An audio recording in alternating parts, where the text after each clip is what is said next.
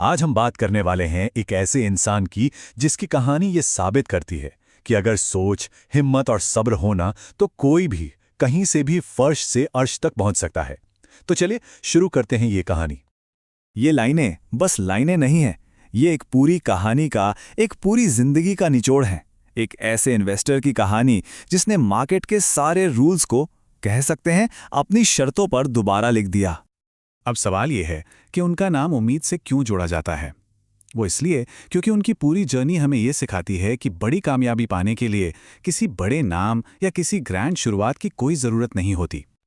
तो चलिए कहानी को शुरू करते हैं एकदम शुरू से। और यकीन मानिए, ये शुरुआत किसी फिल्मी कहानी से कम नहीं है। साल था 1962।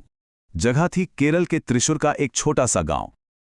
यहीं पोरिंजू वेलियात का जन्म हुआ, एक बहुत ही गरीब परिवार में।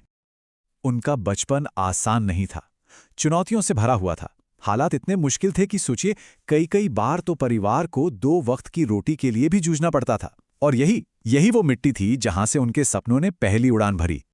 अब केरल के उस छोटे से गांव से निकलकर पोरिंजू ने रुख किया भारत की फाइनेंशियल कैपिटल, सपनों के शहर मुंबई का।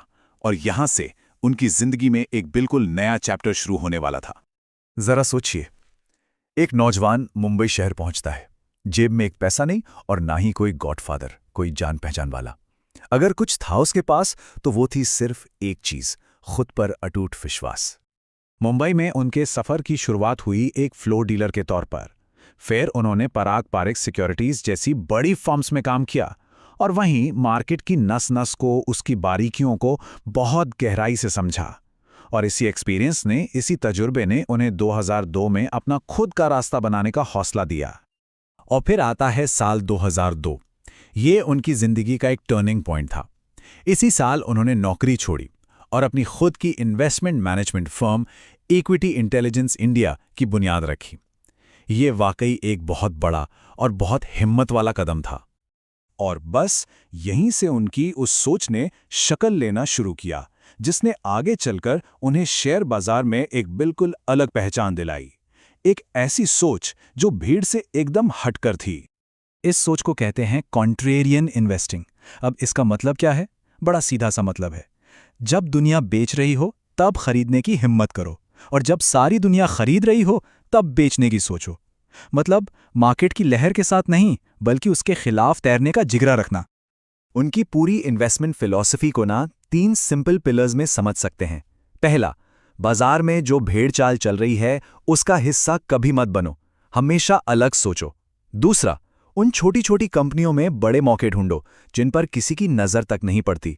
और तीसरा, लॉन्ग टर्म पर भरोसा रखो, सब्र करो, क्योंकि असली वेल्थ, असली दौलत हमेशा वक्त के साथ ही बनती है। उनकी एक बात है जो उनकी इस सोच को बहुत खूबसूरती से बयां करती है। वो कहते थे, हर छोटा बीज एक बड़ा पेड़ बन सकता है। मतलब वो उन छोटी छोटी अनदेखी कंपनियों में एक विशाल पेड़ बनने का पोटेंशियल देखते थे। बस जरूरत थी सही वक्त पर उन्हें पहचानने की। तो सवाल ये उठता है कि क्या उनकी ये अनोखी सोच, ये कॉन्ट्रेरियन अप्रोच असल दुनिया में काम आई? चलिए देखते हैं कि कैसे इस फिलॉसफी ने उन्हें जबरदस्त कामयाबी भी दिलाई और कुछ जरूरी सबक भी सिखाए। श्रेयस शिपिंग इसका एक क्लासिक एग्जाम्पल है। ये एक ऐसी स्मॉल कैप कंपनी थी जिसे ज्यादातर इन्वेस्टर्स देख भी नहीं रहे थे, पूरी तरह से नजरअंदाज कर रहे थे। पोरिंजू ने इसके फंडामेंटल्स को पहचाना और तब पैसा लगाया जब मार्केट का सेंटिमेंट पूरी तरह इसके खिलाफ था। और नतीजा, उनका ये कॉन्ट्रेरियन दाव एकदम सही बैठा और इस स्टॉक ने जबरदस्त मल्टीबैगर रिटर्न्स दिए। ये उनकी दूर की सोच का पक्का सबूत था। नहीं, बिल्कुल नहीं। शेयर बाजार सिर्फ जीत की कहानियों से नहीं बनता। हर बड़ी कामयाबी के पीछे कुछ बड़ी गलतियां भी छिपी होती हैं। ये जानना बहुत जरूरी है कि उनका सफर सिर्फ जीतों का नहीं था। उन्होंने भी गलतियां की, गलत कंपनियों पर दांव लगाए, मार्केट के ट्रेंड को गलत समझा और बड़े बड़े नुकसान भी उठाए। लेकिन असली बात यह है कि उन्होंने हर नुकसान को एक सीख बनाया और अपनी स्ट्रैटेजी को पहले से और बेहतर किया। तो आखिर में उनकी पूरी जिंदगी और उनके करियर से सबसे बड़ी सीख क्या मिलती है?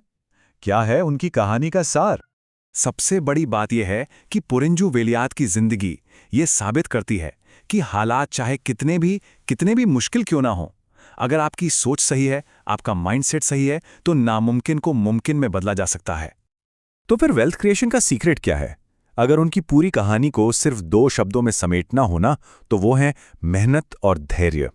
हार्डवर्क मौके ढूंढने के लिए और पेशेंस उन मौकों को एक बड़े पेड़ में बदलने तक इंतजार करने के लिए। और आखिर में उनकी ये एक बात हमेशा याद रखने लायक है कि मार्केट धैर्य को रिवॉर्ड देता है, बेसब्री को नहीं। पोरिंजू विलियत की कहानी का यह सबसे पावरफुल सबक है।